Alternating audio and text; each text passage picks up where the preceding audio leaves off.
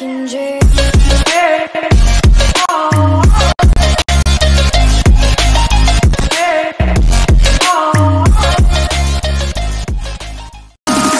American dream.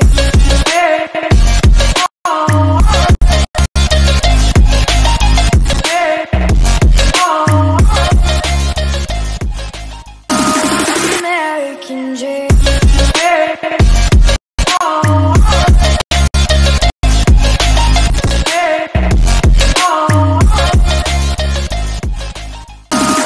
American dream.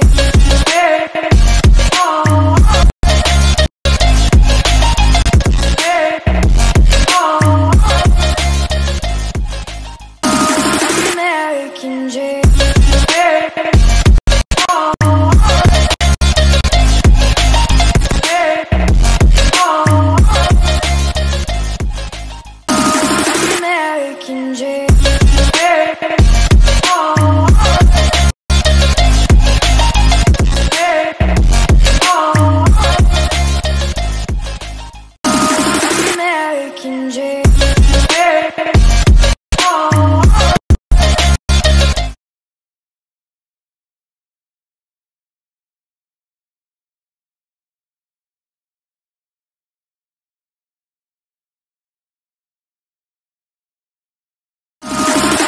American dream. American dream.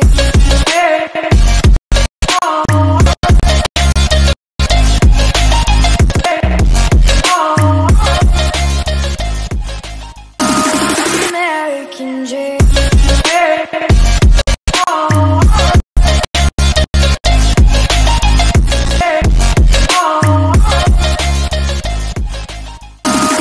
American dream.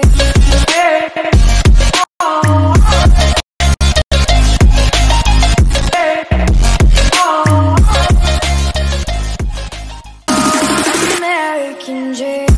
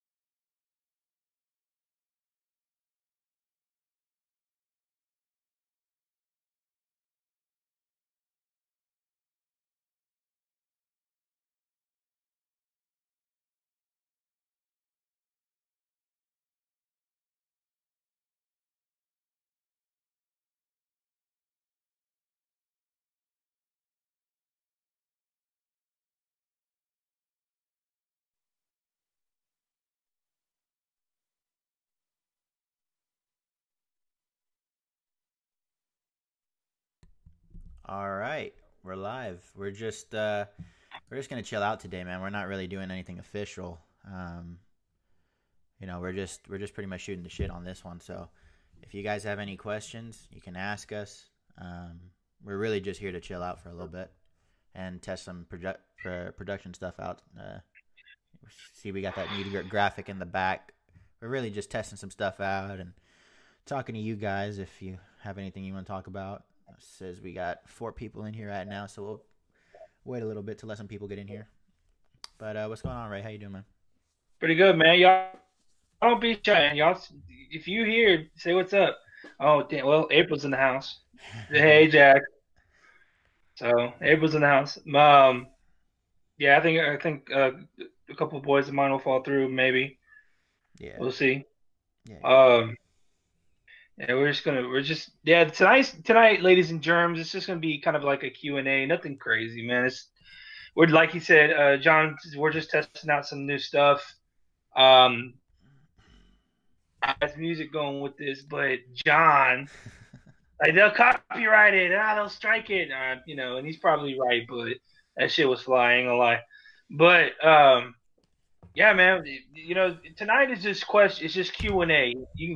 It's kind of like a Rush Limbaugh open mic Friday. If you got something to say, you got something you want to ask, you know, just make sure you just say what you gotta say, somewhat civil if you can, and then direct it to who you want to answer, whether it be both of us, John or myself. We'll just go from there. But John, just give them a little intro and on who you are, and then because I'm pretty sure they know who the hell I am. Yeah, y'all know who Ray is. Well, my name's John, obviously, and I'm a sports writer. I cover the Texans for Texans Wire over at USA Today. I cover mixed martial arts. I cover professional wrestling. If you really want to know everywhere I work, you can go ahead and follow me on Twitter at John Fuentes MMA. I'll link it in the description of the video. But yeah, man, that's pretty much it. We're just shooting the shit, talking Houston sports. I'm actually watching the Rockets beat the Warriors for now on my iPad right here. So we'll see if they can keep that up. They're up 56-45 right now. I know, I'm not a big basketball fan, man, but I gotta be honest with you. I think if there was ever a time they were going to start putting it together and getting a rhythm, just like James Harden was saying this morning when I was listening to sports radio on the way home, he's like, it feels like, like everyone's back, everyone's finally getting to a rhythm, and hopefully they can get out of the. I mean, they're still one of the best 8, obviously, in the Western Conference. Let's just be honest. But I mean, I can't speak much on the basketball aspect of it, but it would shock me if they don't make the playoffs. Yeah, it would shock me too, but they made the decision to cut Melo. I don't know if that's been official yet, but I saw the report that they're gonna go ahead and do it. So we'll see how that ends up playing out. But I wasn't very optimistic about the Melo move to begin with, so it doesn't come as a complete shock, like I said. But man, these guys really need, like, if they want to contend with the Warriors, and I say that even though they're up right now, but Steph Curry's not playing, but they really need a third guy. They really need like that third star if they want to do anything, because I don't really see them beating Golden State in the conference finals. All right, so we got about 4 in here. We'll wait for a little more to come through. Yeah. The 4 might just be me, you, and April. Fuck, I just thought about that. It probably is, man. That's pretty sad, bro. Just no one's got the time. Anyways, we weren't really doing this anyways, other than just to see how everything would turn out. We tried running it through Facebook. That my mouth was not matching up with my words, so it looked kind of, I don't know. From John's end, he said it looked like it was like I was, old Chinese film. You know what I mean? Like, but here it's it seems like it's matching up pretty good on this video call. So we'll just go from there, and then we'll just go and see how far this goes. So John, actually, I got a question for you, man. Let's hear it. I got it. We didn't do our major league all-time draft. Yeah, we still need to. A lot of that had to do with that's not Bruce Lee. April, good lord. So we didn't get to do. A lot of it had to do with my scheduling. Man, I had a lot of things that popped up on it. I mean, you want to do kind of a brief rundown of it? Just I didn't even do my research after you told me that we couldn't do it, so I'm not even prepared. All right, you can't do it off the top of your head. Come on, man, I'm putting you on the spot right now. No, I can't do it I need to research for that, especially for baseball. Well, I can tell you right now, I could probably go off the top of my head. You want to hear it? Let's hear it. All right, bro. So, I guess I'll just go leading off and what position they're at, and go from there. Just worry about it like that. But my leadoff hitter would be Pete Rose. Of course. Obviously. A lot of people probably go Ty Cobb. To me, Ty Cobb was he was a great player, but let's be honest, he was ahead of his time. I don't think with the pitching that is nowadays, even though he probably will get fair just fine, but I just think 4,000 hits is hard to beat, man. And as him as the switch hitter setup man, or as a switch hitter leadoff man with hustle that he's got, man, yeah, go ahead and count me in, dude. And I would actually play him, believe it or not, I'd actually play him at second base. honestly. As crazy as that sounds. Out of all the positions that I think he could play, um, the second base position to me, it was probably the weak spot in the lineup. So nothing for me. I would like to start it off with a bang, so to speak. You know what I mean? Yeah. My number 2 hole hitter and big back and forth. I think I think I had Mickey Mantle actually. I had Mickey Mantle as my 2 hole hitter. He'd be playing left field, obviously. I just because again another switch hitter. Yeah, You'll see a you theme. love them switch hitters. Yeah, my lineup is full of switch hitters because it don't matter whether you throw a left or a righty. I've got all the area I need for it. Yeah. My right fielder, believe it or not, man, and I know this is where I lose a lot of people when I'm talking about this, would have been Barry Bonds, man. And I'm talking about his overall aspect of his game. What you guys don't realize, screw the home run, screw the steroids, right? This guy was the quintessential 5-tool player.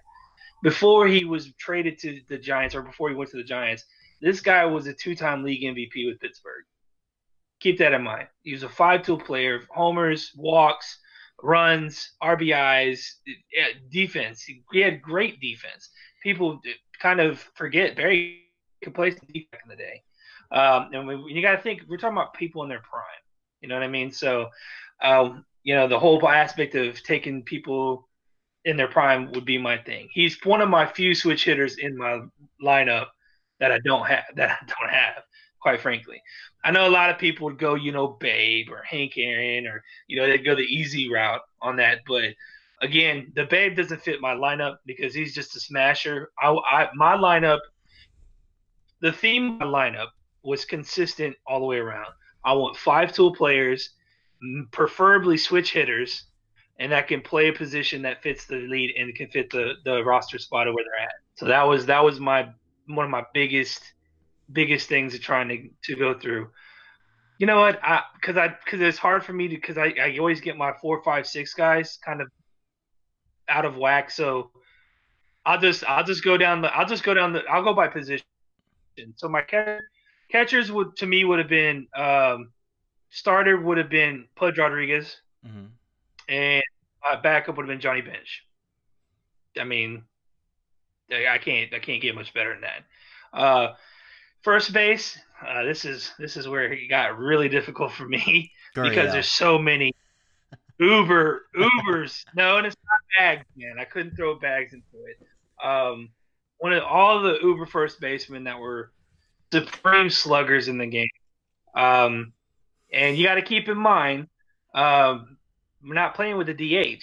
I could use him as a DH, but I'm not going to. And before he became a DH in his career, one of the best switch hitters that ever played was Eddie Murray. Eddie Murray was one of the best switch hitters besides Chipper Jones that's ever lived. Mickey Mantle. I mean, when you talk switch hitting for power, strength, speed, yeah, that was my first baseman. My backup for him, actually, I went a little homer on you.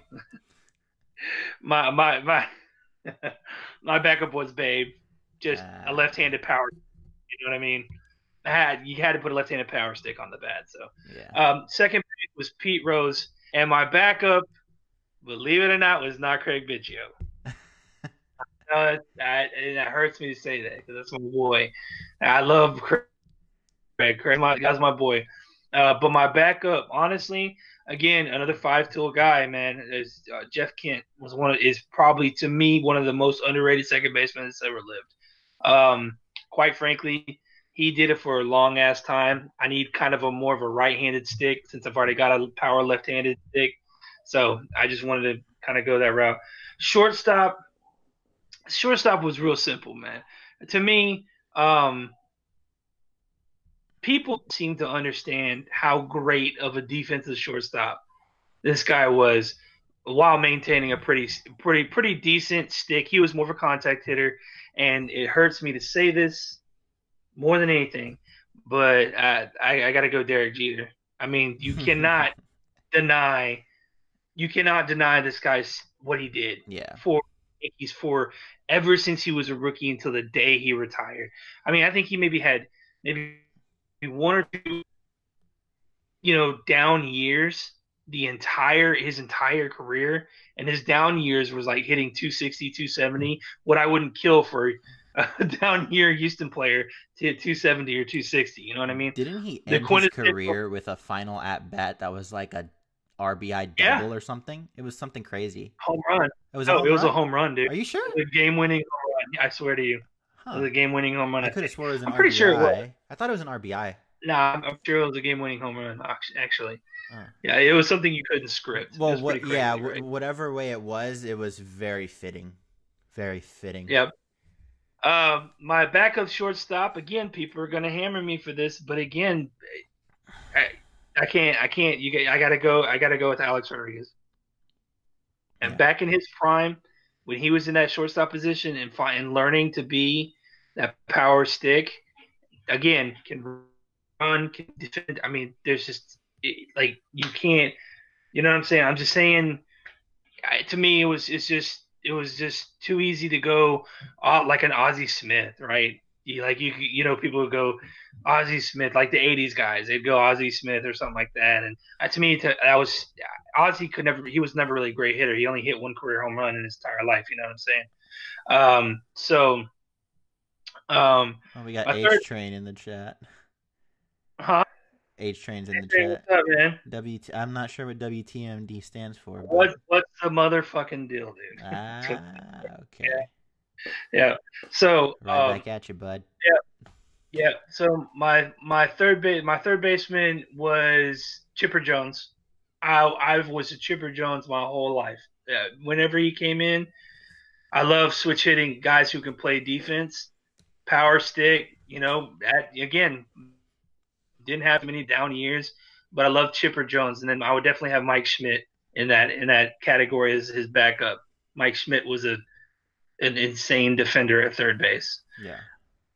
Left field was pretty.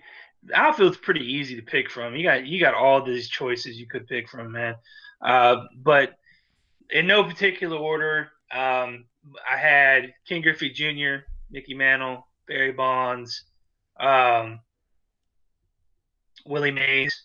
Let's see who else. I think I had one more outfielder. Trying to think. George Penn. Oh hell no! If he keeps it up, maybe I don't know, but no, not right now. So,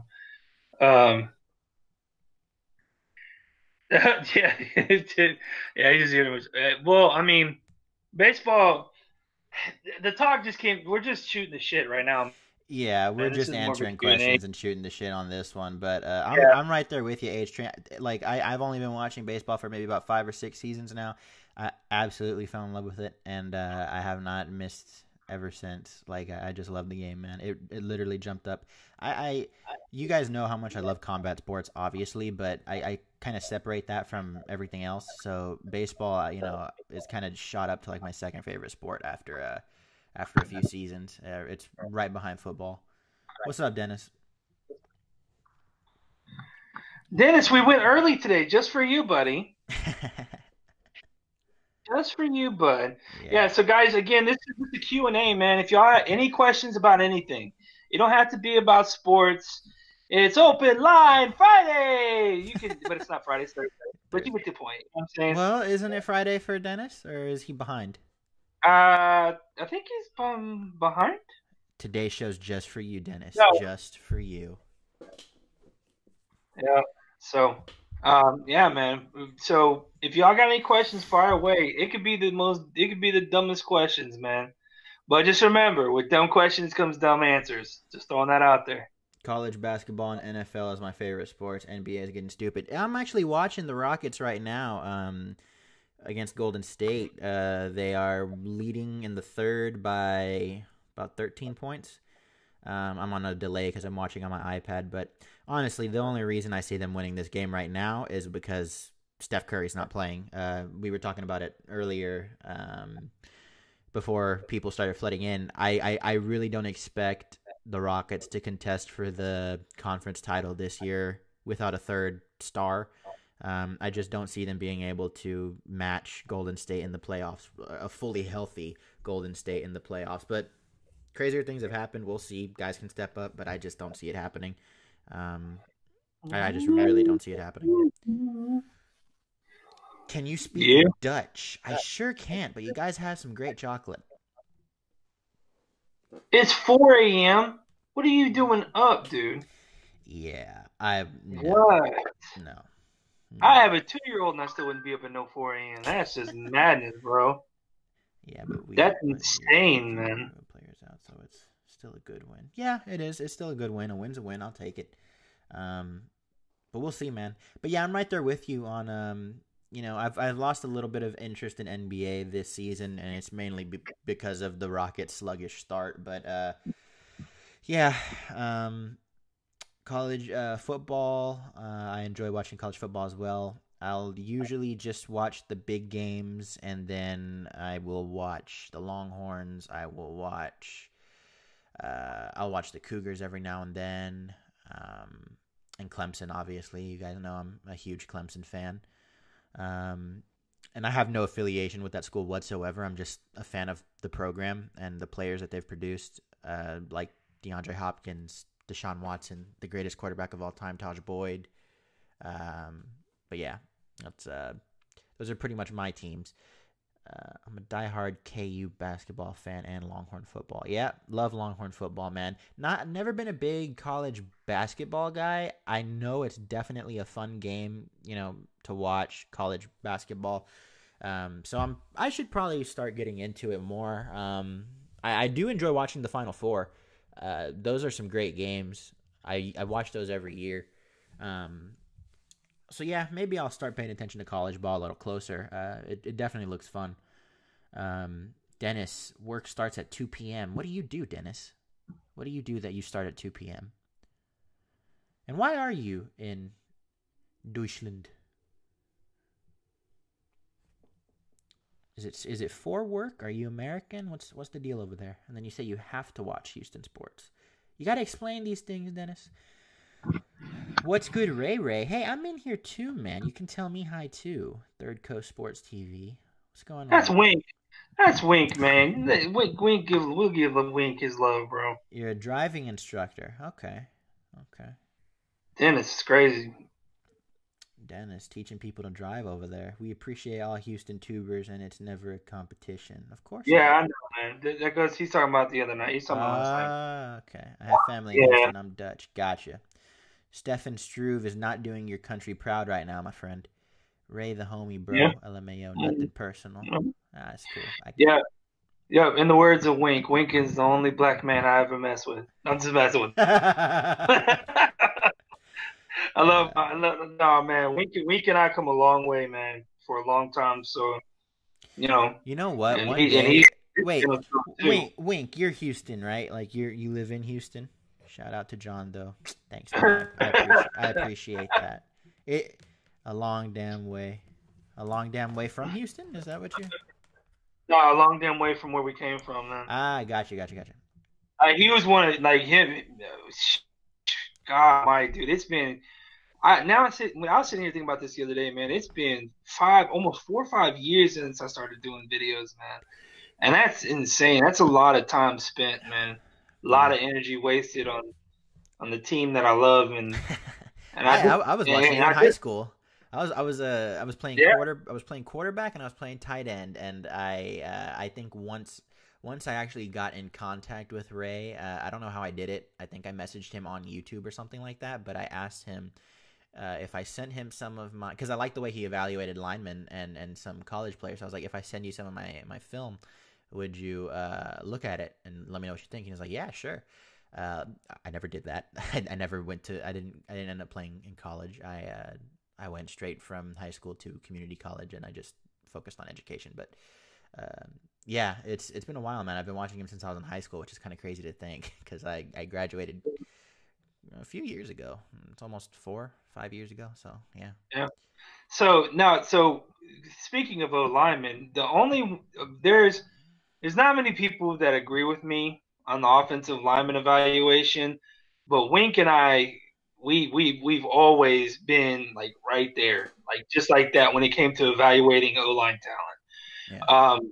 He's really good with defensive linemen more so than offensive linemen, but he knows his shit for offensive linemen. So God, Wink and I collaborated on a bunch of different shit on the last two drafts. It seems like, and it just and the way it's going this year, man. I mean, I've already got a lot of shit that I want to throw out there, but yeah, man, it's crazy, man. It's and goes back to what I was talking about, last night. It's amazing how far that just the Houston Tubers have come, man. Because I remember the whole reason I started Houston Tube is because the sports media in this town wasn't saying the shit that needed to be said, and I got so much when I first started my videos, dude. I got hammered shit. And then after time, as time went on and it started proving me right and proving others right that did YouTube videos, man, it just blew up. And so I think what happened is we finally found a group of people that are like-minded when it comes to talking. In particular, let's be real, in particular with the Texans, okay? Because despite what this town may think, and we got the Astros, and we've got potential championship caliber sports all up and down our city, but for whatever reason, we're just lovable losers. We the Houston Texans are, because it's a football state.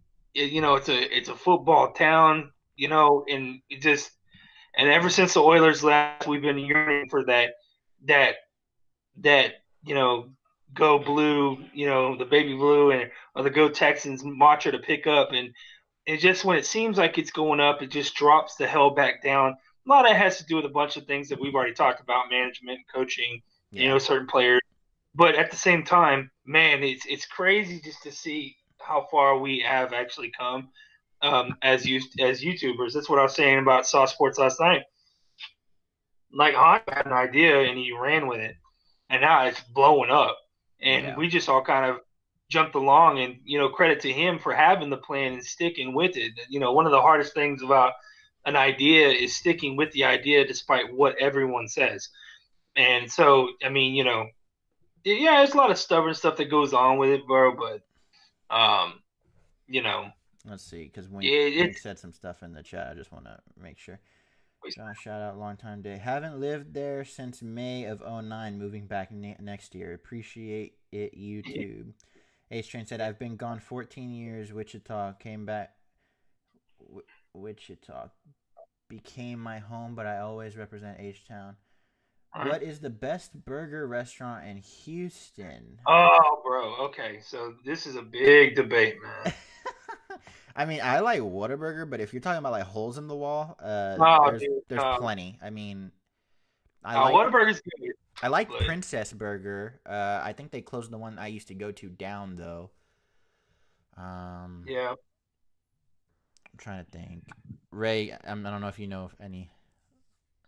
I've got a couple, but I don't know if I want to say them, man, because they're hidden gems, bro. Like, well, you need to share them with me at least. Damn.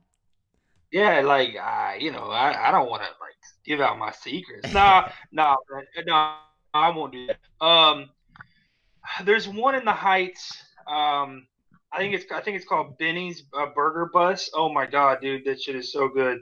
They have like ribeye burgers. You know what I'm saying? Like, they cook them on onions, and they're pretty damn decent. I'm not gonna lie.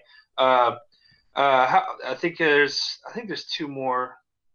Let me see if I can Google it real quick, because I'm sure they have a. Oh, you do that. Yeah, Papa's Burger's pretty good. Which one? Huh? Which one? Papa's Burger's pretty good. The Hubcrap Grill, the Spot in Galveston's pretty good. There's a lot of places, dude. Like, I mean, a good burger is not that hard to find, but boy, okay. Well, all right, hold on, because I know April's gonna chime in 3 seconds. She says that Texans don't know how to cook burgers, and I about lost my mind. She's always talking about how, Ohio's got the best burgers, and Fritch's is the best burgers that ever lived, and I've had a Fritch's burger, and it ain't shit. It's all right, but it's not that good. It's better than Whataburger, I'll give it. but it's not better than In-N-Out Burger. But it's definitely not better than okay. the So wait, what's better, Whataburger, In-N-Out? I got In-N-Out Burgers. I'm not with you on that one. Not with you on that one at all. Not at all. Let me read some more from the chat real quick. Now, if I want a greasy ass burger, yeah, Whataburger is the place. If I want a fresh burger, In-N-Out's the place. Okay, I only left because this is Wink. I only left because I was in the Army. Been there in NC 8 years too long. Hey, thanks for your service, man. Appreciate that. Yeah, it's very critical. I played both. I lived in Charlotte. I went to Wink. To be honest, you guys are international. I hate NC with a passion. Wilmington was better because of the ocean. I'm a Whataburger fan heavily, but I love Restwagon and Burger Park too. I'm gonna have to check some of those. Hey, out. I've heard Restwagon before, bro. I've heard about that. I'm gonna have to check that out. I'm gonna have to take some notes from this podcast because I need to go try some of these burgers. Don't laugh at me, but Burger King is my favorite.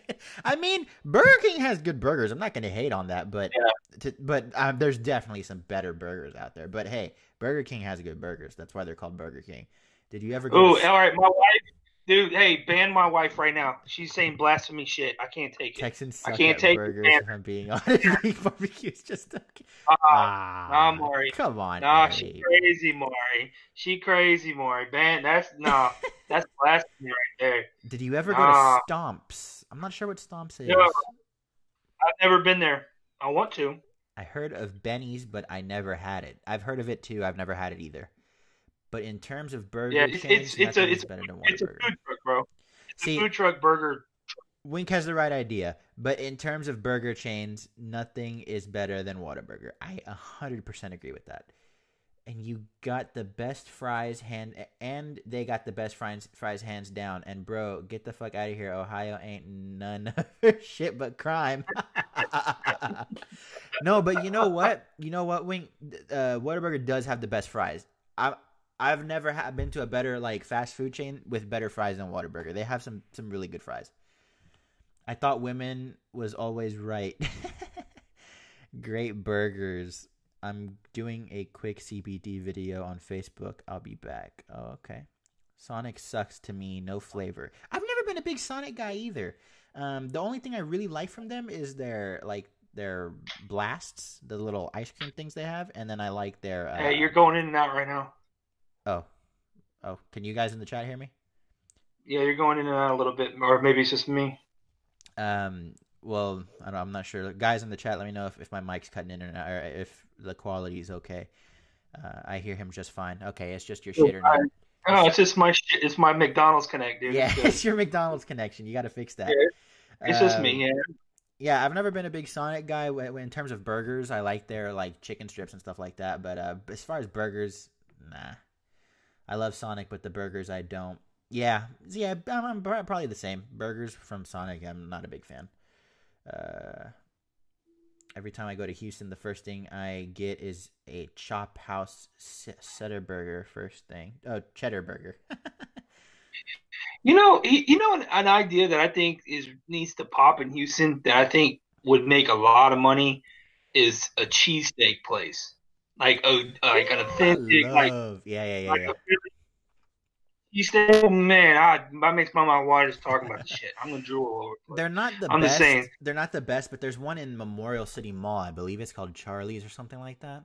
They've got some pretty. I've heard of Charlie. Yeah, they've got some pretty decent ones. When I used to work in the mall, I would go there a lot for lunch, and I'd get the cheesesteaks there. They weren't half bad. They weren't like anything that's gonna knock your socks off, obviously, but but they were pretty good. If you're at the mall and you want a cheesesteak, definitely go to Charlie's because they're pretty good. I don't know. Do you know what Jersey Mike's is? I heard of it. Never been there. Oh man, okay, it's the best sub place ever. Period. I don't give a damn what anyone says. I'm a Firehouse fan. Bro, oh my god, dude, Firehouse ain't shit. Slotsky, Subway, it's all suck ass. Go to Jersey Mike's, bro. Go to Jersey Mike's and it's called a Big Kahuna. It's a chicken chipotle cheesesteak. Oh my god, and it's bigger than my head. It's a big. Yeah, it is so good, dude. It is stupid good, I'm gonna man. have to check. I'm gonna check that out. Oh yeah, okay. Now Wink Oh, saying, come "Oh, on, Jersey it's Mike not is trash. trash." Come on, Jersey Wink. Mike said he said it's trash. No, it's not, bro. You know Come what on. though? You said something that this is always a debate. I don't know why, but how do you guys feel about Chipotle? Because people are very hit and miss with it. I don't know why. People like either love it or don't. I personally like it for their bowls. I like their bowls. I like their chips because they're homemade. I've never had an issue with them before.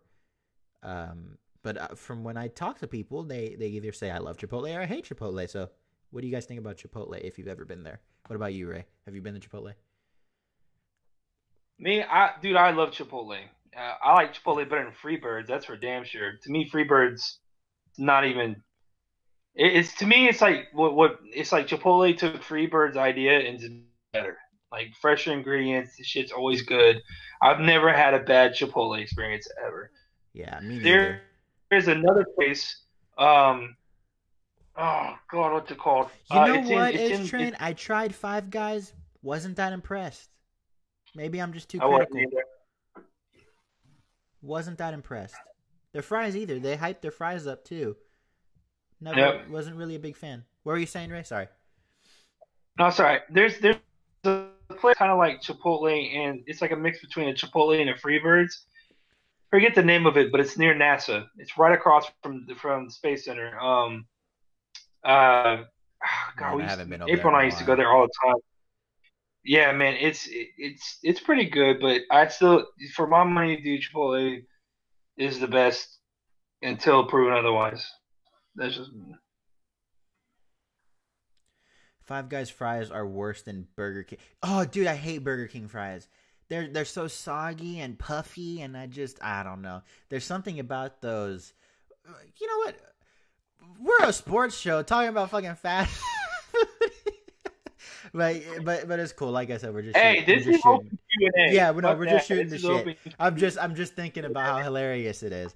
But there's something about the thin and crispy fries from Whataburger, and dipping it in that ranch sauce. Oh God, I'm getting hungry just thinking about it.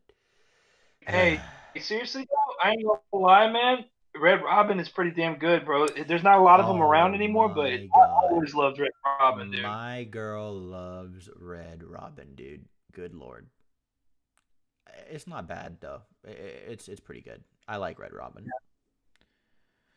For Hey, those of man, you know you, what? It actually goes together, though. You know, huh? the food and the fast food and the sports, Yeah. man. Every time The I big watch a big guys and the game, fast food. you know what? Let's talk wings. You guys like wings? What's your wing spot? Man, I go through phases. I'm either a Wingstop guy or a Buffalo Wild Wings guy. It flips between those two, and I know that's very mainstream, but yeah, those are my two right now. Right now, I'm on Wingstop, and I pretty much have that every Sunday when the Texans play. But there there Wingstop, is a yeah, place in yeah. Galveston. There is a place in Galveston, and when you're going towards Strand, it's called Lee's, Lees. An old school restaurant, old Southern barbecue kind of thing. They have great. Not only do they have great seafood, but man, they have some of the best bone-in, boneless wings that I've ever had in my life. Whatever they use like this kind of. It's like a marmalade Dr. Pepper. So, oh my God, dude, it's sex for the mouth. It's so good. H Train's It's talking about stupid. Slim Chickens. I have actually been to Slim Chickens before. I enjoyed it. Was it? I didn't think it was like super awesome or nothing like that, but it was pretty good. I did enjoy Slim Chickens. Another place that I like, I actually the place that I prefer that's more mainstream for wings is Pluckers. Oh, I do Pluckers is like a Pluckers. Yeah, yeah, yeah. yeah, I usually go Pluckers, there man. for fun though, more so than the wings. I just have a good time there when you're with a bunch of buddies. But the food's good. I mean, it's pretty good. Oh, you know what? Canes. What do you guys think about Canes? Canes is a pretty hot spot. Did we lose Ray? Ray's screen went black. We might have lost him. I might have to go back and get him. Hang on. I'm gonna put the screen back on the intro, but I'll be here on the mic. I got to figure out what happened to Ray. Might have lost him. Well, his call is still there. Weird. Very weird. We'll fix it, though. Don't worry. But yeah. I'm a sucker for Buffalo Wild Wings. I like wings, period. I don't care where they come from. Yeah, I'm pretty much on that same boat. I ain't gonna lie, I love Taco Cabana. Okay. Sun pulled internet cord. Damn, sorry, guys. Okay. That's fine, Ray. Let us know when you're back up, and we'll add you back in. I'll keep this going for now. I guess I'll go back to the chat so you guys can see me. Won't leave y'all alone. Let me see. I'm a sucker for Buffalo Wild Wings. I ain't gonna lie. Taco Cabana. Yeah, I like going there for breakfast every now and then. What place you talking about, H-Train? Yeah, Wink. It's a favorite of mine. Got a lot of free Rockets tickets eaten there years ago. Oh yeah, what place are you talking about? I'd like some free Rockets tickets. But yeah, Taco Cabana. I like to go there every. Taco Cabana gave away tickets years ago. Oh, okay. I didn't know that. I did not know that at all. Yeah, I like to go there for breakfast and get some breakfast tacos every now and then. I used to do it all the time in high school. Just don't anymore for whatever reason.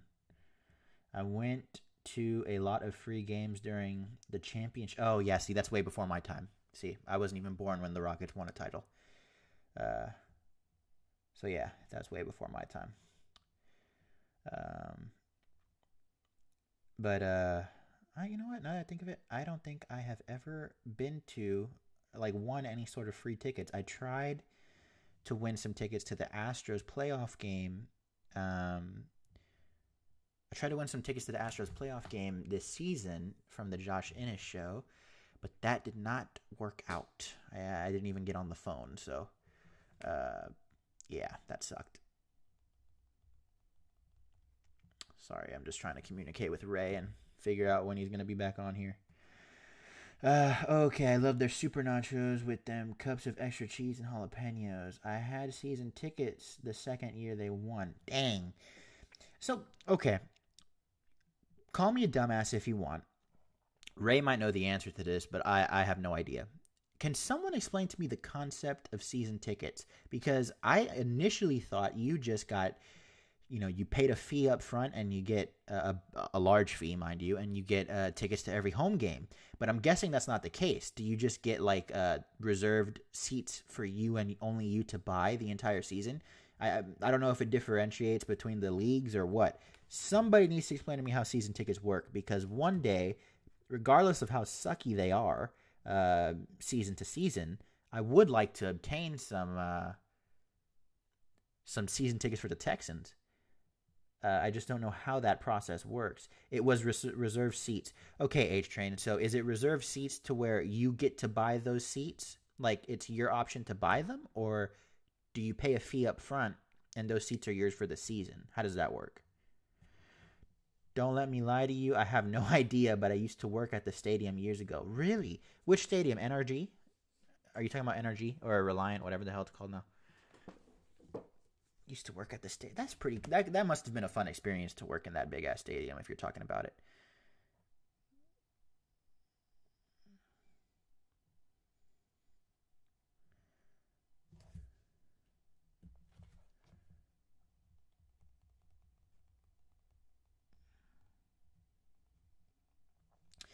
All right, Ray might not get back on. Might not. We'll see. And they have so many levels for season ticket holders that it's ridiculous. Reliant or NRG. Okay, so you worked at NRG. That's pretty cool, man. That must have been a pretty cool experience to work in that big ass state. What did you do there? I'm going crazy right now. All right, yeah, Ray's not getting back on, so it looks like I'm going to hold it down for the rest of the stream. Depending on how long you guys want to talk, we'll keep it going until... we'll keep it going for a minute. Let's see. You right, Wink. I was there the first game Vince Young played in Houston, and everyone cheered when he scored because he didn't get drafted by the. Yeah, were you guys disappointed about that with Vince Young not getting drafted by Houston? Again, this is before my time. I didn't start watching football religiously until about 2005 or 6, so I can't really remember exactly. Like, I wasn't paying attention to the draft. I was just watching like regular season games, and I wasn't like that deep into it. So. Were you guys disappointed whenever he didn't? I was there for the first game in him. Oh, it was the shit, and I was even staff, but I didn't work. I would seat at the 700 and eat steak and shit and watch the games. So you basically got paid to eat and watch games. That sounds good. That sounds really good. Did you get paid? Okay, because you said I was even staff, so I don't know. If you were getting paid to eat steak and watch games, I don't know why you ever left that job. Because I would still be there. I would make it work. I would definitely make that work. I was doing, fun story for y'all. I told you, for those of you who don't know or who weren't here earlier, I write over at Texans Wire. I cover the Texans for USA Today. I actually got to go to NRG a few weeks ago for a cancer event that the Texans were doing. There's actually a video here on the channel. It's like the second video we have uploaded if you want to go back and look. It's just a fashion show that the players did with some cancer survivors, and I got to interview Kareem Jackson and Kendall Lamb after the event. But anyway, that's beside the point. Beforehand, before the event even started, you're in the arena alone. So you're in like one of the club levels alone. And I know those of you guys who are hardcore sports fans can like appreciate like a moment like this, but imagine being in that stadium, and because this is what I experienced. You're in that stadium and it's empty. It's just you and a few other people there before the event start. And you look out the glass windows where you enter the rafters, and you just have that beautiful empty football field with the Texans logo in the end zones and the big Texans logo in the middle, and it's just empty, man. To just a beautiful sight of that empty, clean field. It was a dream come true, man. I've wanted to be a sports writer since I was a kid. Covering the Texans is an absolute dream, and just being able to be in that arena, that empty arena, look at that field, man. There's just something about that feeling. It felt amazing, man. I felt like a little kid. That was pretty cool. But let's see. You were right wing, and everyone was pissed when we drafted Mario Williams because we all watched Vince Young win the BCS championship, and we needed a quarterback. And I would do that because my ROTC instructor was a supervisor there. Oh, okay. I had it made. You did. That's a pretty cool job. Let me see. Yeah, that's a pretty cool job, man. To just get to chill and watch games in the arena. What were you supposed to be doing? Because I know your job description wasn't eat steak and watch games. It didn't pay worth a damn, but it was the shit. Yeah, I mean, I could only imagine the pay that was, especially back then. But shoot. Just the fact that you're getting paid any amount of money to sit around and watch those games, that's pretty good. Good win because Golden State beats people without starters. Houston just looks more focused without Melo. Yeah, I got the game right here on my iPad, man. I'm definitely going to call it at 101.73 with 3 minutes left in the game. 99.70 so far. Okay, I must be ahead of your stream then, H-Train. Yeah, they're ahead right now. It's looking good. I'm gonna and Houston's in the bonus too. Yeah, I'm gonna chalk that one up as a W. There's a little under 4 minutes left in the game. Yeah, you're behind. You did different shit sometimes. It was checking people in. I would work the door. Sorry, I lost track. I would work the door and just let people in. I never check anyone's tickets ever. I didn't care if you faked to my door, you just got in. I was a savage. Oh man, I wish you were still working there, man. free, get to go to some games for free, that'd be awesome. Wink, I've been to several Rockets games with fake tickets. Where do you even get fake tickets? Do you make them yourself, or do you buy? I hope you didn't buy fake tickets. I hope you didn't spend money on fake tickets. They just looked at me. They just looked and let me go in. Yeah, I mean, if you're talking about back in the day, I can assume. I don't know if they had scanners the way they do today. Again, I was not a big sport. The only events I went to were WWE events when I was that age, and even at that, I don't remember if they had scanners or not. Years ago, I just used tickets that looked the same. Oh, okay. Yeah, the only thing that I've come remotely close to doing something like that is when you go to a water park and they give you like a colored band. If you come back when the color's the same, they'll let you in. Some people are just stupid. I felt if you got past the initial checking, that was good enough for me. Yeah. I mean, you make a good point. You know what? Let's. The job paid $650, so it was no need to take it seriously. Far from a company man.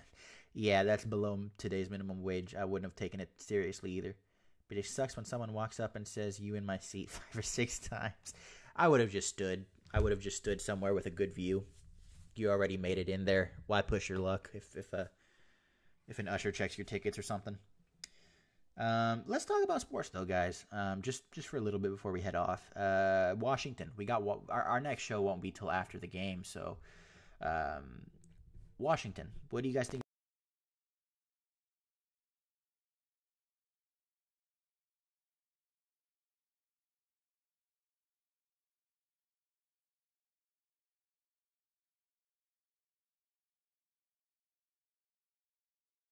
Sorry about that. My mic unplugged for a second.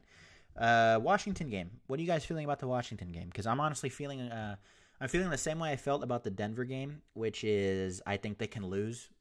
And I'm gonna go ahead and say my prediction for Denver was justified because they barely won. Actually, they didn't even win that game. The Broncos essentially lost it. But I'm feeling the same, man. I'm feeling the same way about this Washington game. I'm feeling like the Texans might lose this one, man. And I don't want to sound like a negative Nancy, but usually when I talk shit about the Texans, they end up doing well, especially the Miami game. I talked a lot of crap the Miami game. They ended up destroying them. I was confident for the Denver game, and they barely won. So I'm back to being negative. But I'm not being negative just for the sake of being negative and being superstitious. I actually am concerned about this game.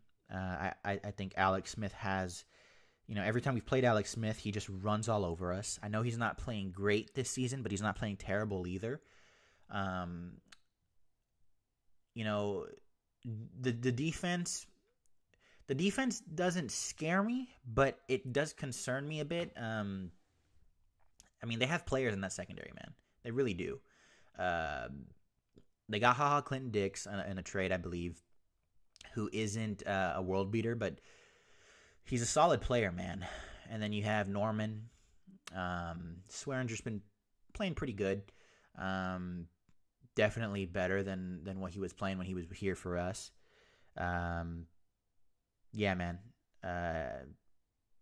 I'm a bit concerned about the game. Let me see. H-Train. 30-17 Texans. Write it down. I'll write it down and I'll hold you to it. I'm just not buying it. Yeah, man. I'm a little concerned about the game, though, this weekend. 30-17. I'm not confident in the Texans' ability to score over 30 points. Not with the play calling we got right now. Houston has DeAndre Hopkins, Deshaun Watson, now Demaryius Thomas, Kiki if he's healthy. The tight ends have been playing lights out. The offensive line's picked it up. I mean, they played a hell of a lot better against that Denver pass rush than I would have anticipated them to. So the offensive line, they've played pretty good. Much better than I've anticipated that they could. But man, I don't know. There's just something about this game in particular that's a little unsettling. I just have that feeling, man. You especially with this team, if you've been watching them for years, you can't count on these guys to win a game they're supposed to win. I mean, they lost against Blaine Gabbert, for crying out loud. Blaine Gabbert. And then the division's not safe. Regardless of what we think, the division is not safe. Tennessee's playing great football right now. They have a great defense, and they just spanked New England.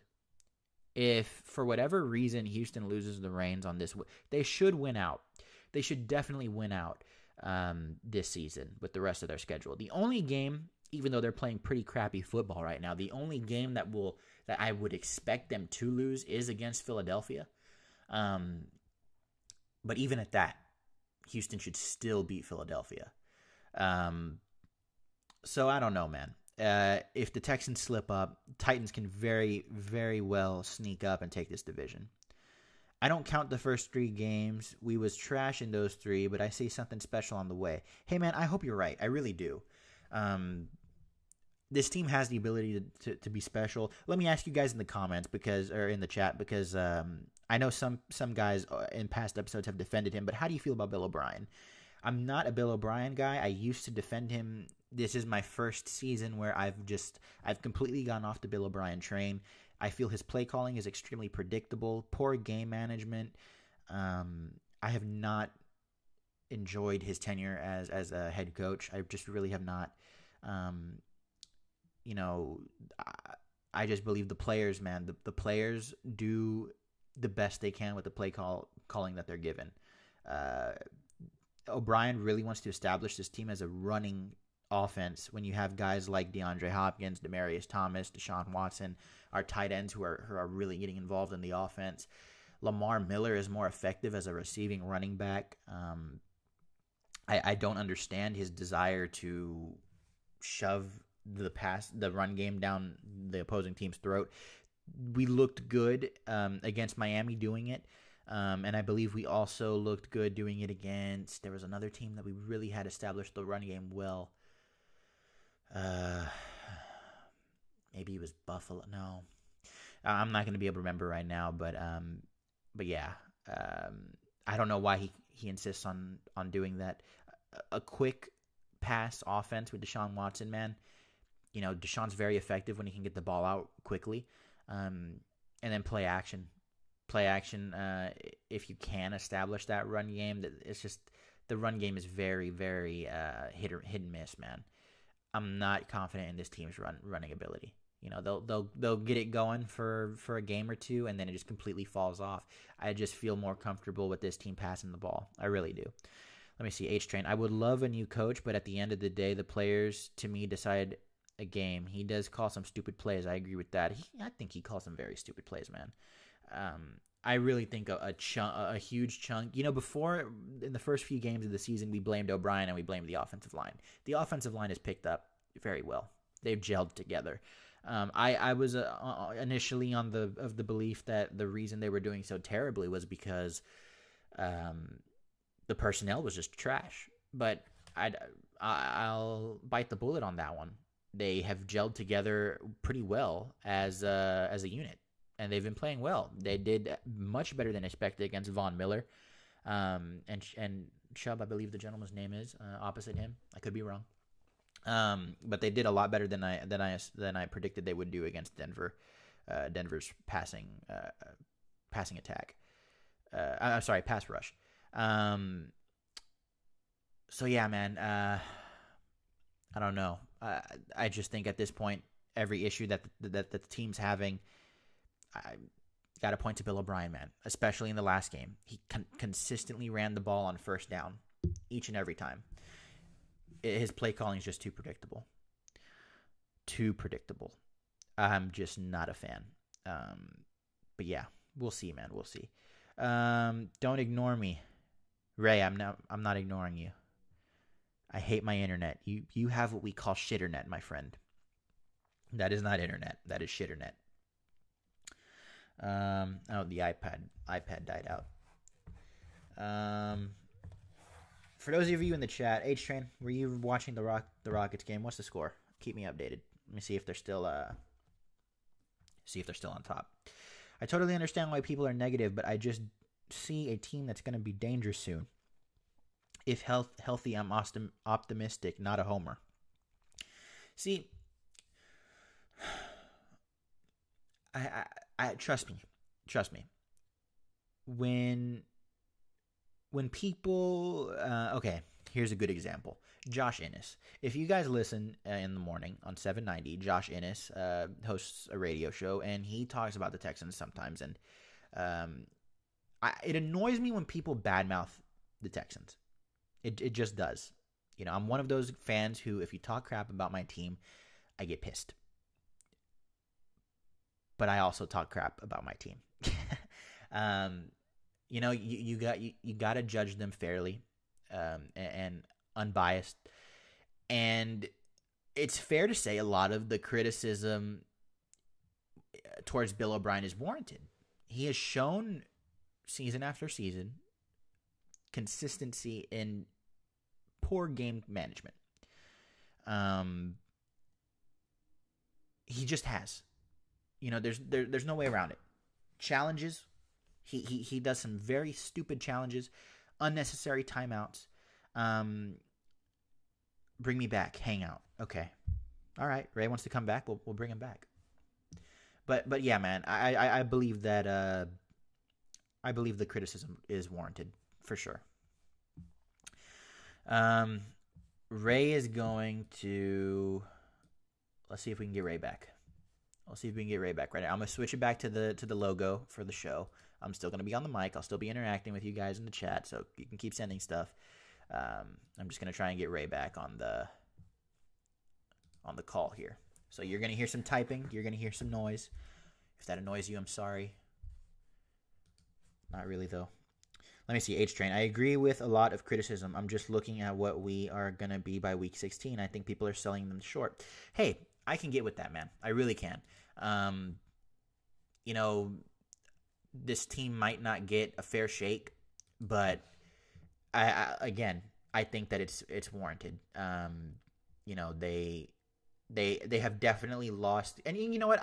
Fine. You want to throw out the early games and not count that? Okay, fine. We can do that. The fact is, there are some teams, even that we've beat, that on paper we are just way better than, and we should have scored much more points than we did against them. Denver's a great example. Denver, I believe we should have put up much more points against them. Dallas, I think we are way better than Dallas on paper. I think a lot of the wins that we did get, we should have definitely won by a bigger margin. And I think a lot of that, I hate to keep bringing it back to it, but I think it's mainly play calling. Bill O'Brien is not using this team, this personnel that he has, to the best of his ability. So yeah, that's definitely it.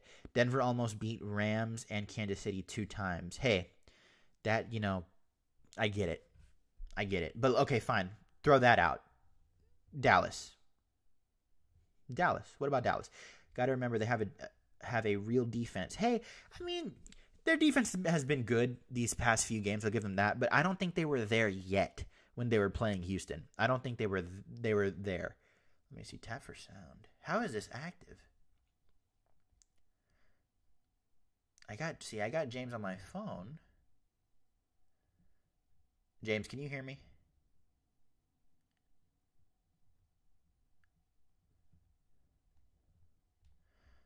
Okay. See, James is playing games with me right now. Let me see. What did he say? Bring me back, hang out. But our red zone is better now. Red zone what? Offense or defense? Which one are you talking about? I'll agree. Our offense, if you're talking about offense, our red zone offense is better. Especially with adding Demaryius Thomas. That first drive against Denver, you had Demaryius Thomas, right off the bat, was a huge factor to get us down there. And then we get the touchdown right off the bat. It was great to see.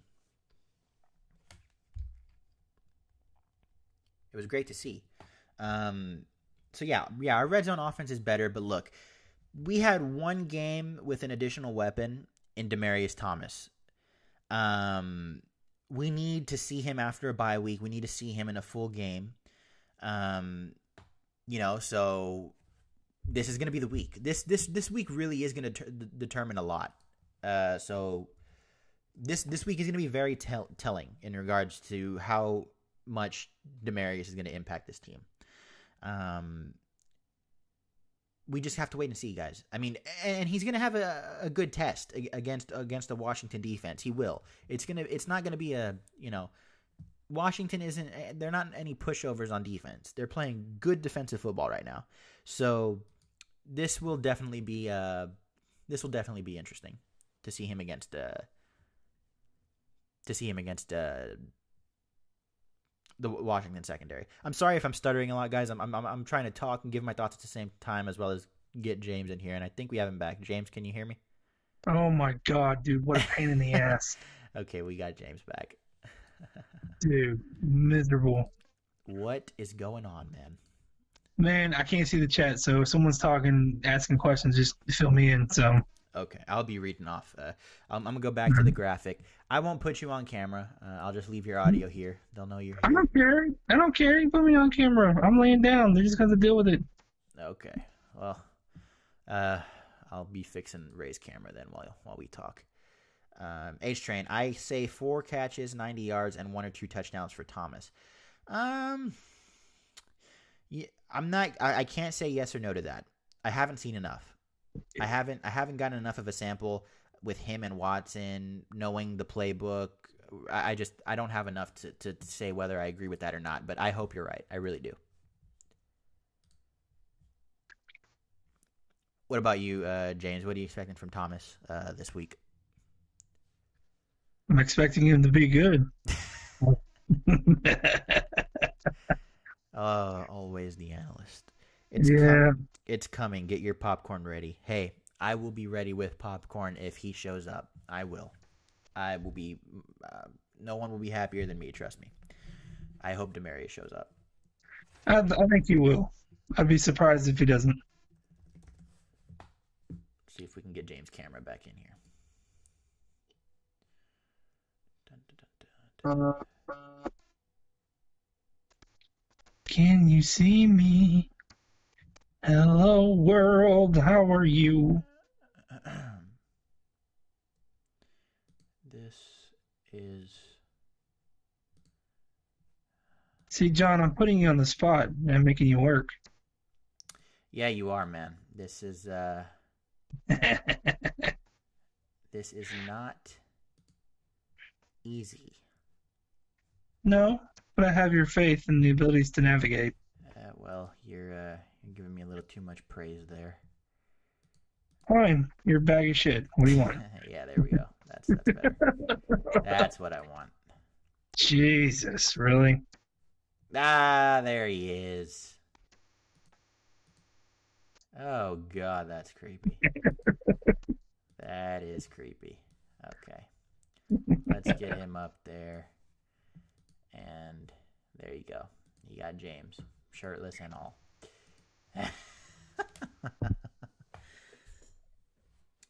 All right. Who we got in the chat, guys? If you're in the chat, let's hear it.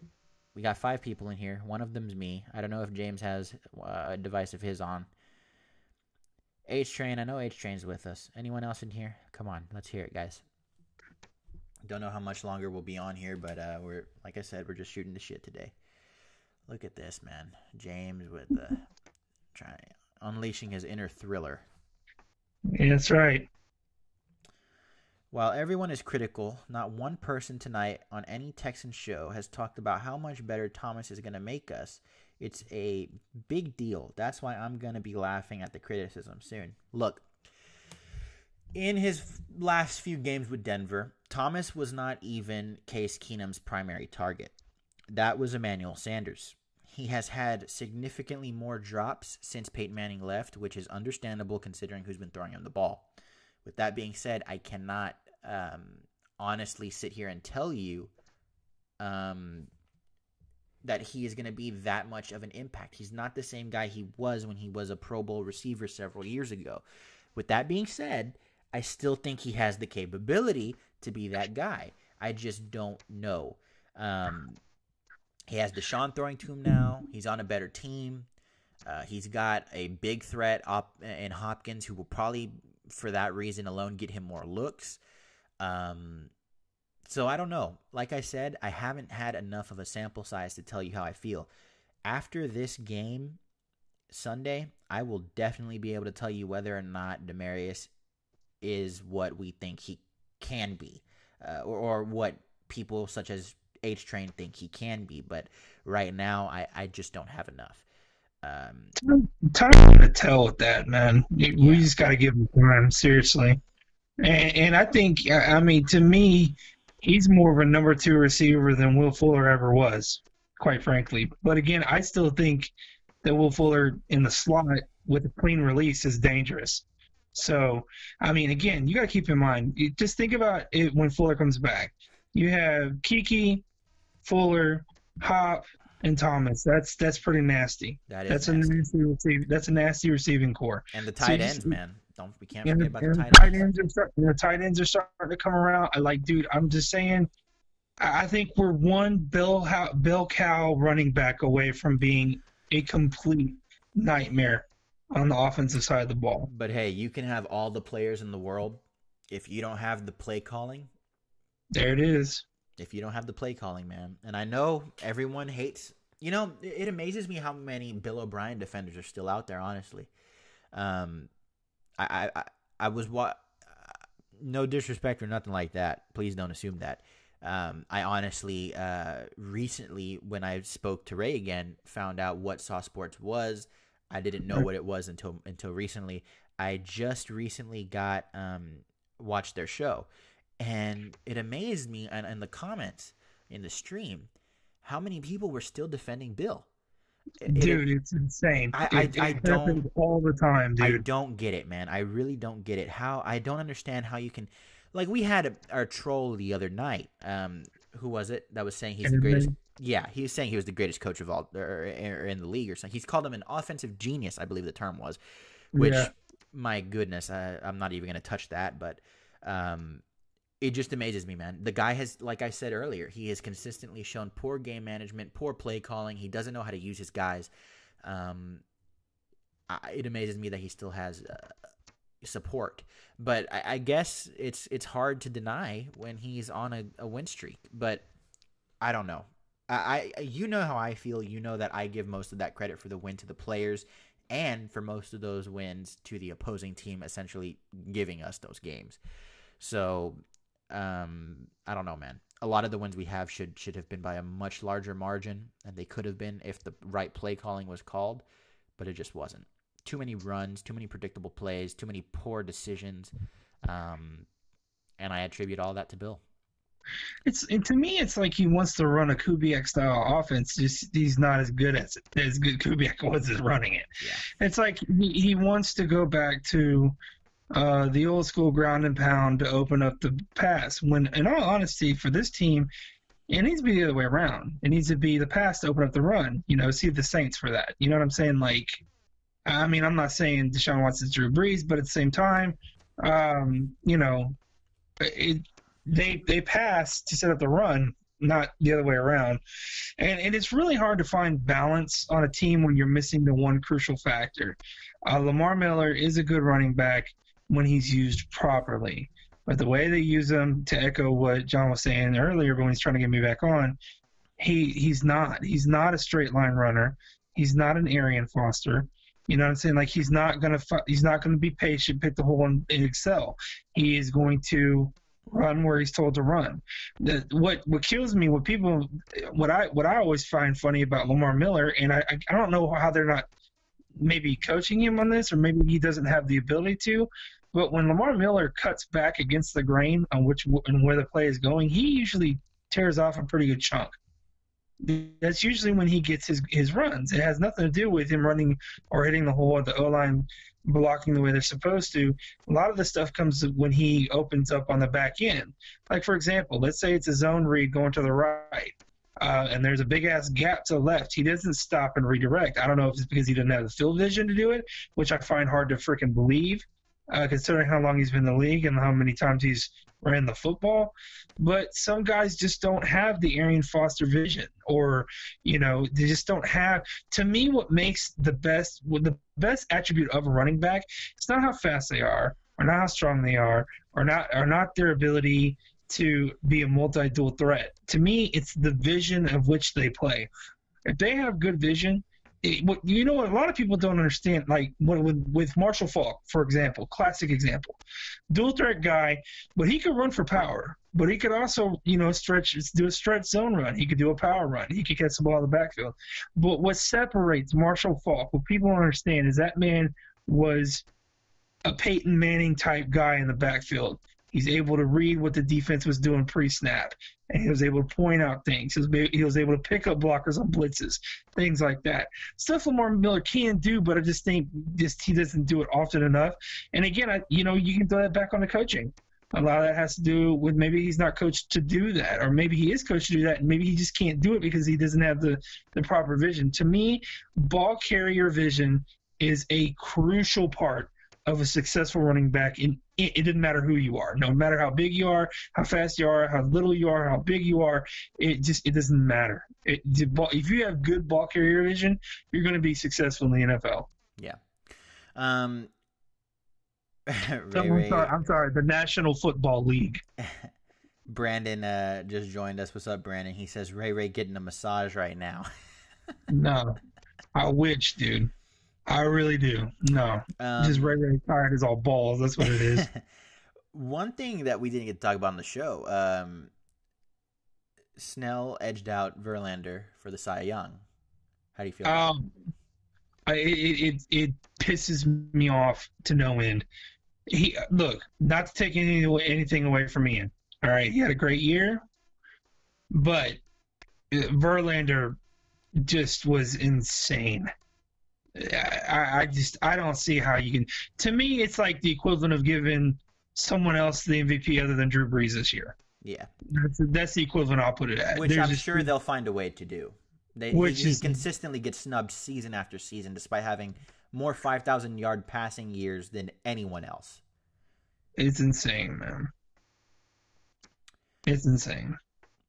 Did you know, John? Name me the top 5 quarterbacks in the NFL right now? Okay. Just in your opinion, not by stats. Yeah. I'm gonna go Drew Brees, Patrick Mahomes, Aaron Rodgers, Tom Brady, and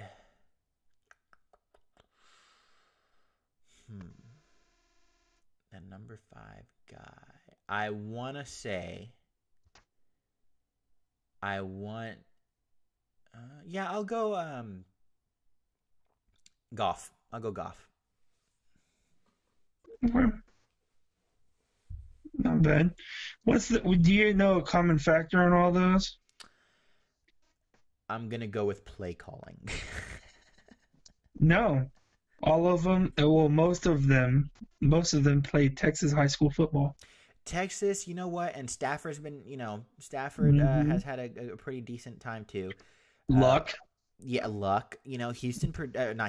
Texas, the state of Texas, produces great quarterbacks. They do. Mahomes, Brees. Yep. Everyone forgets Drew Brees is from Texas, bro. Yep. Everyone forgets that. That man is from Austin, West. From Texas. Brandon asks, this is more of a question for you because, like I said, I haven't been paying too much attention to college ball. Do you think Ed Oliver's draft stock is going down after that altercation? I'm going to be honest with you. I don't know what altercation he's talking about. Maybe you can fill me in on that. To me, I don't think it's anything serious. To answer the question, his drafts. Okay, to me, you're the best defensive tackle in the country, and you go to a college because of the coach. Literally, that's why he went to Houston. He had offers to any school in the country. He went to the University of Houston. He stayed at home. He wanted to play for Todd Herman. It's that simple. Todd Herman bolts on him. He doesn't go with him. He sticks it out, and he comes back, and he still plays at Houston. He's still one of the most dominant linemen, and will go top 5 in the draft. So, in me personally, he's probably frustrated. He's probably frustrated as all shit. Considering what he's gone through based on just the coaching carousel, along with him, just people asking him, why are you staying in Houston and stuff like it does not shock me that he would have an altercation, or it wouldn't shock me that he would to be a little frustrated at life right now, just in general. So honestly, and I like that he has a little dog in him. If he was pacifist and as a defensive tackle, he would be suspect to me. Yeah. You got to have a little dog in you. Just think about it. Reggie White has a little dog in him. JJ Watt has a little dog in him. Bruce Smith had a little dog in him. You know what I'm saying? LT had a little dog in him. The people that, Terrell Suggs had a little dog in. Ray Lewis had a little dog in. And these are all guys that had, quote unquote altercations or off-field issues. Rather than JJ, but yeah, but still. For as much criticism as JJ was getting, just think about it. Even myself, I was like, dude, I don't know how he can ever get back, but look what he's doing. So it doesn't surprise me for someone to get frustrated with that amount of talent to be on that. Let's be honest, Houston's not a great team, but they're not a shitty team either. I don't know. I don't. To me, as a coach, I would look at it as nothing. But then again, in the NFL, when it comes to draft prospecting and stuff like that, how about this? Look at this from a different angle. Maybe, just maybe, the frustration is built up. He said, screw it. I don't care where I'm drafted at anymore. I know I'm going to get drafted. Hell, if I act like a fool, maybe I'll draft someone that's decent will draft me versus a scrub team that I won't do nothing for the next 2 or 3 years. That shit goes into players' minds, dude. You just don't think it don't. Yeah. Before I read these comments from Brandon, I want to say there's a difference between having a dog and like I said, I haven't watched this guy play too much, so I don't know where he falls on this line. But there's a difference between having a dog in you and there's a difference between being an asshole like Vontaze Burfict or however you pronounce his name. Vontaze Burfict. Yeah. He's just a jackass. You know what? I used to think that Ndamukong Suh was as well, but I've kind of changed my mind on that. I actually think he's probably walking the fine line between there, but I wouldn't get on him too bad about it.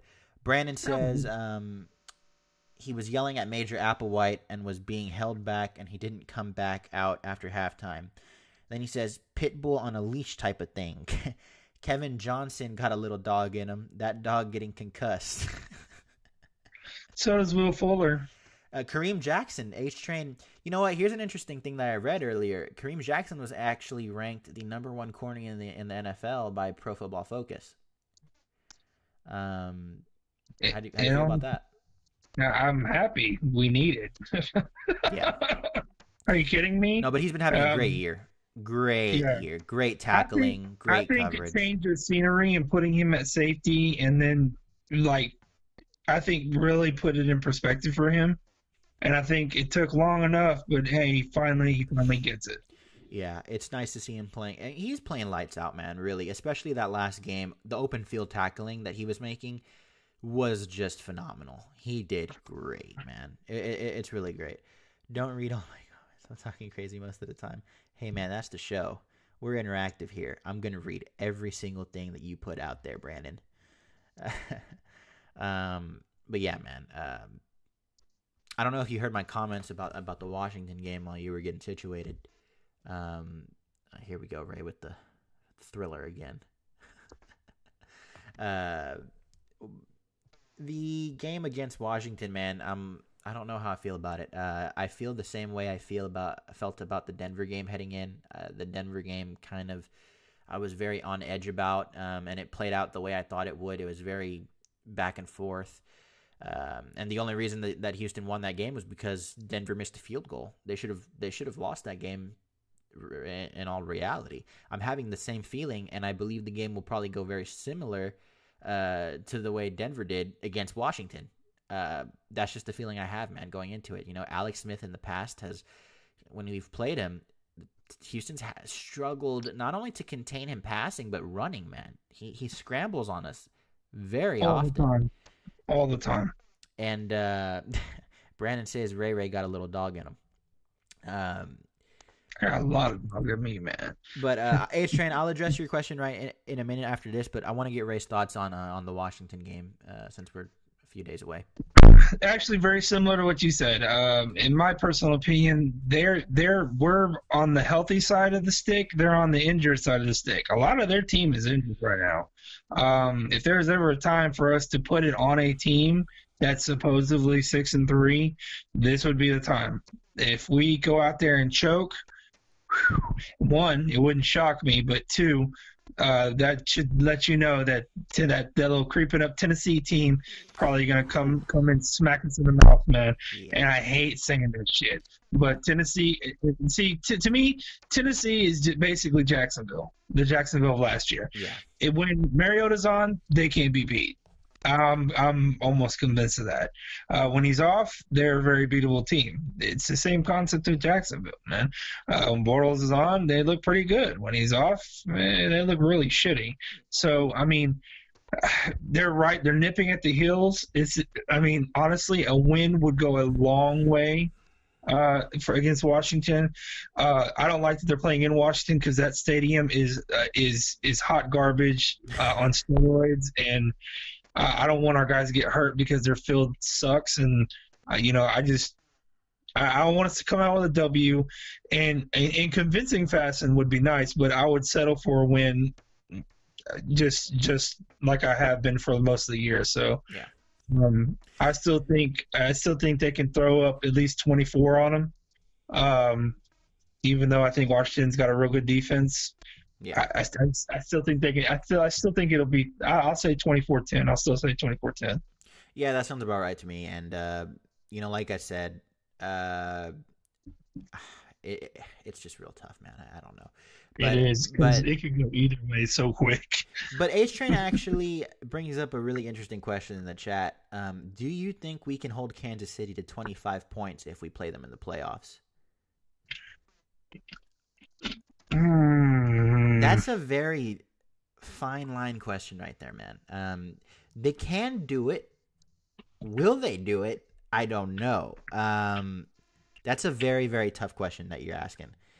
Okay, so my answer, I can't believe I'm saying this shit. My answer hinges on Clowney and Watt. For sure. If Clowney does what he normally does and gets up and decides to play, and this defense can keep their speedy ass receivers and running backs from making big plays, I really think they could take Kansas City. I really do. But is that not where Houston's secondary struggles the most? Is against deep threat guys? Because look at what a guy like when he's healthy, when both of them are healthy, what the duo of T.Y. Hilton and Andrew Luck does to us. Every freaking time. Those man. the burners on other teams, that's where we really, really have struggled over the years. We've never really had an answer for that, no matter who the coach is. Yeah. I mean, look what T.Y. was doing in that game against Indy before he got hurt. He had, like 70 yards before he got hurt? I mean, it was insane, man. But I think we could. I think we could. Because here's the thing. I don't think Mahomes is ready for a Watt-Clowney combo. Has he even faced a pass rush of this caliber yet? No. Well, here, I'm gonna pull up. Did they play Denver already? Denver has a pretty stout pass rush. They got two guys. I don't know if they did or not. Let me see. I want to say they didn't. I'm gonna pull up. I'll let you answer this while I pull up Kansas City's schedule. H Train asks, who wins Monday? He's asking this to you, by the way. The Rams or Kansas City? That's gonna be a badass game, by the way. Where they're playing? Where are they playing at? Kansas City? Let me see. Actually, I might have it right up here. If it's at Kansas City, I say Kansas City. If it's at LA, I say LA. So you basically got the home team. Yeah, I think home team wins that one, honestly. Because Kansas City, when they play at KC, it's like playing at Seattle. It's like a fucking nightmare for anybody. But I would not be. Okay, the one thing about Kansas City is their rush defense. Sorry, it's at LA. Yeah, so I'm gonna go with LA. because I don't think Kansas City can stop Gurley personally. I honestly think if they get Gurley started early, Gurley started early. I think he'll be. I think LA will do just fine. Honestly. Okay, so here are the teams that Kansas City has played. By the way, I think that the first time they actually play a top tier contender like they did with the Patriots, they lose, very similar to the way the Rams did against the Saints. But I digress on that. They have faced the Chargers, the Steelers, the 49ers. They did face the Broncos. They won that game 27-23. The Jaguars, the Patriots, the Bengals, the Broncos again. So they've played both against and won both against Denver. They played Cleveland, Arizona, and then they play St. Louis. So I would say the only true pass rush, like decent pass rushes that they've played are Denver twice already. Yeah, one could possibly argue Pittsburgh, but I wouldn't. I'd probably take Denver's pass rush over Pittsburgh. Yeah. Yeah, man. I don't think. Look, man. Okay. Put in perspective, like I always say, if Clowney and Watt go into the playoffs, and with that, and especially with that KC opening kickoff in the playoffs with friggin' Hoyer, I guarantee you, anytime Houston faces KC, that game sticks in their mind more than any game for the people that were there for it. Yeah. And and unfortunately, J.J. Watt, when he plays KC, he seems to get hurt. Yeah, he does. Almost every time. That's, to me, I think that sticks in his head, which is more reason why I say if Clowney does what he normally does and he shows up for those good games, like look at the playoff games last year, Clowney was a fucking animal, right? Yeah. If he shows up for those games, don't be shocked if Mahomes has happy feet and starts trying to fit balls in small windows, which he can do, but against the Romeo Cornell defense, I don't know, man. I don't know. It's possible, but I think we could take KC, honestly. I do too, man. I really do think, you put us up against the best in the AFC with this team right now. Put us up against New England. Put us up against Kansas City. Put us up against the Chargers. Put us up against the Steelers. I think we can play a competitive football game. I'm not gonna go out and say that we win each and every one of those games, but we play a competitive football game. And the team that scares me the most, honestly, out of all those teams, is the Chargers. Yeah. So Chargers scare me more than any of those teams, frankly, in my personal opinion. It just based on the matchups aspect. So April's in the chat now. She says hi, and now she's asking, why are you naked, James? I'm not. I have just no shirt on. That's all. And I'm relaxing. Get off me. Yeah. So yeah, the playoffs, man. I don't want to get too far ahead of ourselves. Like we say every year, we'll know who the contenders are come Thanksgiving. Thanksgiving's right around the corner, and we know who the contenders are. And the firing, breathing chef. That you're having too much fun with that phone. I really am. It's pretty stupid. Yeah. I don't know. Let me know, guys, if you have any more questions in the chat. So if not, we'll begin to wind this thing down. Wind it down. But yeah, man, we got. Let me see. What do you want to do this weekend? You want to, as usual, we're gonna do a show after Houston and Washington. Yeah.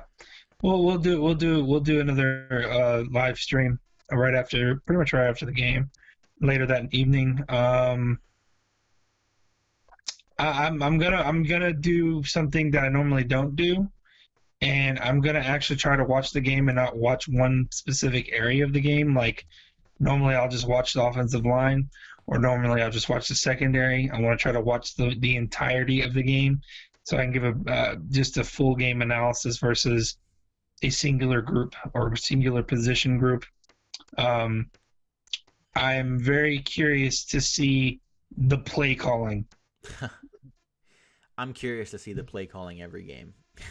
Yeah, I'm just I'm trying to be positive about Yeah. it, but it's so difficult, man. Yeah, BOB does not make that easy, man.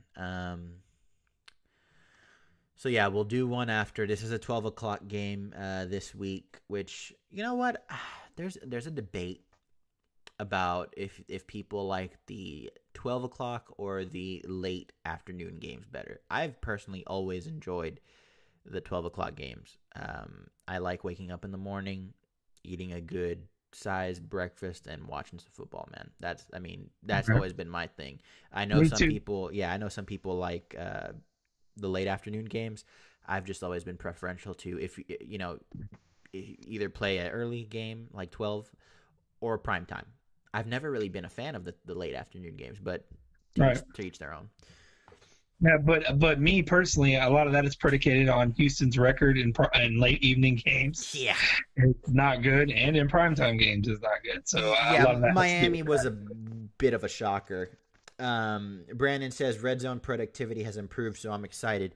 Yeah, I mean, especially against let me not say this, especially in the opening drive.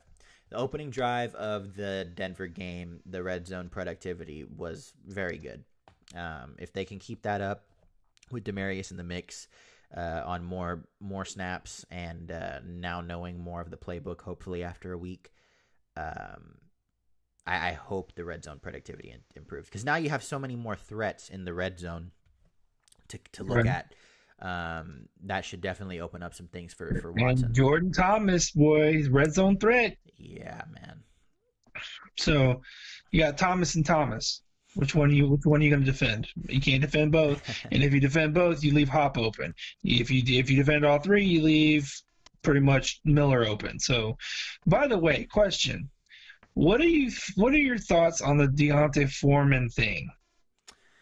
You know, when he does come back, I really do want to see him get some. Obviously, ease him in because we could use him for the playoffs. But I really think he might just be able to snag the job from Miller. I really do. Um, That Achilles injury, dude, worries me so much, bro. yeah. I mean, you don't come back the same after that, and that's why I'm saying you got to ease him in. You got to see how he plays. Um, but I have a feeling that we would, out of the three backs we have right now, when he is healthy, between Foreman, Blue, and Miller, I do believe that Foreman will give us the most productivity. Um, but with that being said, he needs to be healthy. Like you always like to say, your best ability is your availability. So if he can stay healthy, I do think that he can be our most productive back, if given the snaps. But again, it's late in the season. He's gonna have to be eased back in, and by the time he really gets rolling, it'll probably be week 17, heading into the playoffs. Granted, nothing goes wrong. Another question: do you re-sign Will Fuller?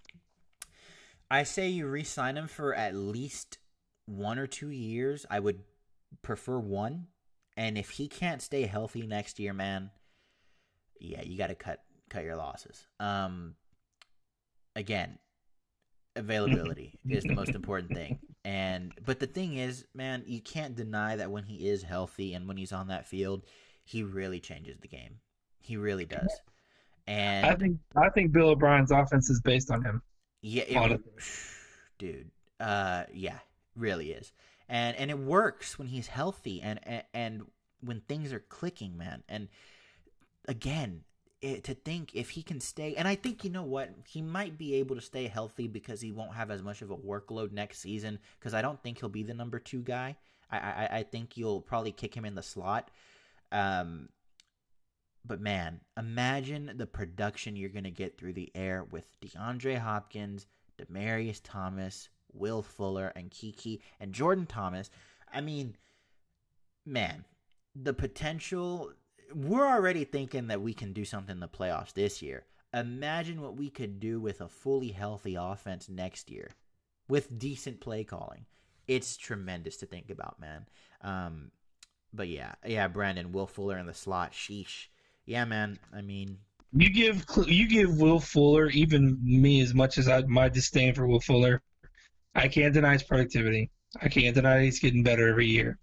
But he's always injured. But if you put him in the slot, or on a clean release, oh, forget about it, man. Are you shitting me? Like, to me, it's almost frightening to think what could happen. yeah, man. The potential this offense has, I swear to God, any other coach would just be using it. Would be milking this thing, man. But I won't harp on it. H Train says my phone is dead, guys. Love your show. I gotta go. Hey man, appreciate that. Hit that like button. Man. Hit that like button before you go if you haven't already. And thanks for the support, man. Really appreciate you being interactive with us today. We're gonna smash that like button. Yeah, smash that like button, man. Do it now. But yeah, man. Again, Will Fuller. Heartbreaker, man. I still blame you a little bit. I'm not gonna get over that, but yeah. You have to explain that for those who don't know. For those who don't know, I started off the season extremely hot on Will Fuller. I was singing the man's praises. Ray was over here saying, "Oh, he's gonna get hurt. He's gonna get hurt." Game after game after game, and of course, it finally freaking happened. I was so pissed when it did happen. And I blame him for jinxing him. Now, with that being said, it was to be expected. He gets injured frequently. To think it wasn't going to happen. The possibility of him getting injured was high this season. It just was. He had a scare a game before, I believe, but he walked off on his own power and he was good to come back. And then I was hoping that would be the same case this last time around, but it wasn't. But we both have things to admit here, Ray. You have to admit when he's on the field, he is a game changer. He just is. I have to admit the man's injury prone. There's no way around it. Agree. I really love the graphic, says April. April, thank you. I stayed up about 2 hours working on that thing. The music was badass with it. I don't care what you say. Brandon says the way it happened sucks. Misstep caused by that DB after the play. Man, however it happened, it just sucks. It happened, period. I'm not going to say that it's a super huge hit on the offense because I haven't seen what Demarius is going to bring to the table long term. I'm not. You know what? Y'all are going to hate me for saying this. Here it comes. Imagine if Demarius or Hopkins get injured, how much of a stinger that's going to be. I mean, I'm calling season over at that point, but imagine if you just pull off that trade and then that happens. You guys are going to hate me. You guys are going to hate me if it ends up happening, and that's fine. But yeah, man. With the luck we have, I wouldn't be surprised. That is true, but you got to admit though, this is the first time the team. Knock on wood. I just did it. So that's been pretty healthy for a while. I mean, we got a lot of people back. Even Cunningham's coming back. Yeah. Cole's still gimping around, but Foreman coming back. Like we're getting healthier while everyone else is getting hurt. So that's I take positives from that, man. Okay, April, I will. She wants me to message her an image of the logo. I'll do that soon. Guys, we're gonna wrap this up. If you have any last second, actually, before we leave, anyone in here who's still here, let us know in the chat. For one, what do you think about the production? This is my first time doing it like this with the logo and the images and all this stuff.